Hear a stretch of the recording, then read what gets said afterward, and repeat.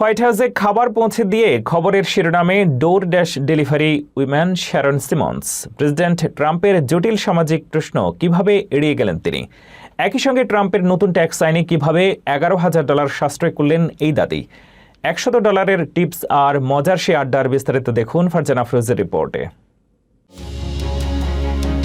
White হাউসে ম্যাকডোনাল্ডসের cheese burger আর French fry delivery দিতে এসে এক অন্যরকম অভিজ্ঞতার মুখোমুখি হলেন আরকানসাসের শ্যারন সিমন্স। ডেলিভারি শেষ করার পর প্রেসিডেন্ট ট্রাম্প তাকে সরাসরি একটি বিতর্কিত সামাজিক ইস্যু নিয়ে প্রশ্ন করে বসেন। নারীদের খেলায় কি পুরুষদের অংশগ্রহণ করা উচিত?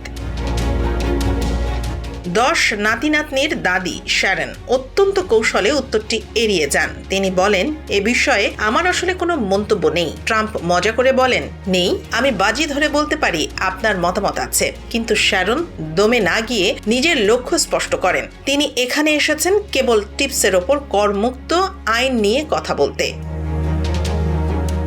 শ্যারন সিমন্স একজন পরিশ্রমী নারী, যিনি তার স্বামীর ক্যান্সারের চিকিৎসার খরচ মেটাতে 2022 সাল থেকে ডোর ড্যাশে কাজ করছেন। ট্রাম্পের স্বাক্ষরিত নতুন আইনের ফলে শ্যারন তার টিপস থেকে গত বছর $11,000 বেশি সাশ্রয় করেছেন। এই বড় অঙ্কের ট্যাক্স রিফান্ড তার জীবনের মোড় ঘুরিয়ে দিয়েছে, যা তিনি নিজেই হোয়াইট হাউসে দাঁড়িয়ে নিশ্চিত করেছেন।